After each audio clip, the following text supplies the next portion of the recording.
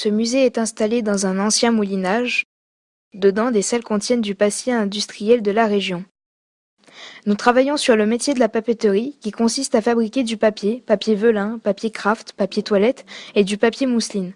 En 1818, les premières feuilles de papier sortent des papeteries La Thune. Il y avait deux papeteries à Oust, mais en 1972, la papeterie La Thune a fermé, car elle faisait du mauvais papier toilette. De nos jours, les machines servant autrefois à la fabrication du papier toilette sont maintenant utilisées à la fabrication de l'intérieur des sacs de luxe. Tout au long du siècle, la papeterie La Thune est citée comme la plus importante du département. Les bâtiments sont situés à l'arrière du village et les ateliers côtoient les logements. Le papier est une matière faite à base de fibres cellulosiques végétales. Pour faire le papier, le tissu est trié, puis lavé et enfin mis à pourrir pendant plusieurs semaines. Au commencement de la fabrication du papier, on utilisait un cadre de bois muni d'une grille sur laquelle la pâte à papier était versée régulièrement. Après l'égouttage, on retirait une feuille que l'on laissait sécher sur un feutre.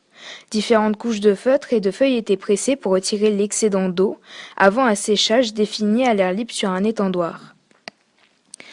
La pâte est répartie uniformément.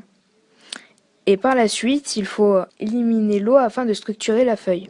La dernière étape pour obtenir le résultat final sont les séchoirs. C'est un ensemble de plusieurs cylindres sécheurs chauffés à la vapeur d'eau qui sont disposés en deux rangées superposées. De nos jours, la pâte à papier est un mélange de fibres, de bois et de papier. Les sacs en papier, fabriqués jusqu'en 1970 à l'usine Sacna, Lambassel, d'Oust, ils sont créés à l'aide de machines appelées les tubeuses. Ce tube est composé d'une à 6 couches de feuilles de papier.